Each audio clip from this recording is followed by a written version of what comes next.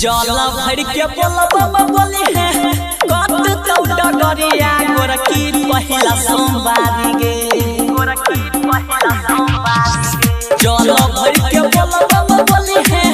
कत तौडा गरिया गोरकी पहिला सोमवारी गे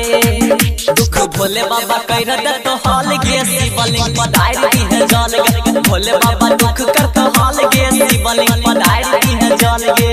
जला भर के बोलबा बोले है कत तौडा गरिया गोरकी पहिला सोमवारी गे हे गयो जला भर के बोलबा बोले है कत तौडा गरिया गोरकी पहिला सोमवारी गे दुख भोले बाबा कर दे तो हाल गे शिवलिंग पधार दी है जल गे भोले बाबा दुख कर तो हाल गे शिवलिंग पधार दी है जल गे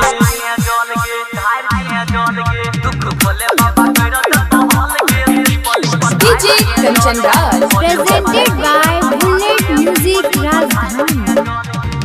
सावन के पहिला सोमवारी भीड़ लागल छै बहुते भारी भोले बाबा के भगवती में डूबल छै दुनिया सारी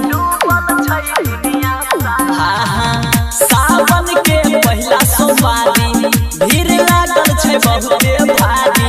भोले बाबा के भगवती में डूबल छै दुनिया सारी गेरुआ साड़ी पिन के चले है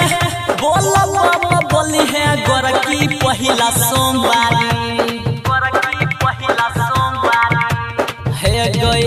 गेरुआ साड़ी पिन के चले है बोला बाबा बोली है गोरकी पहिला सोमवारी भोले बाबा दुख कर दे तो हाल गे शिवलिंग पधार दी है जल गे भोले बाबा दुख कर तो हाल गे शिवलिंग पधार दी है जल गे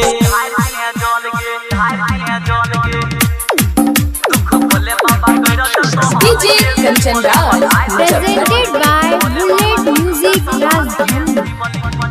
बाबा के कृपा छै बहुते महान गे तोरा ऊपर दुआ लागल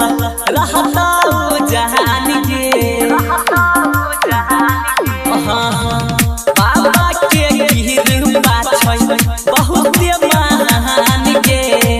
तोरा ऊपर दुआ लागल रहता जहान गे परमोद भवे पहिला सोमवारी परमोद भवे साला के संगे ले जई है गोरकी पहिला सोमवारी गे दुख भोले बाबा कर दे तो हाल गे शिवलिंग पधार दी है जल गे भोले बाबा दुख कर तो हाल गे शिवलिंग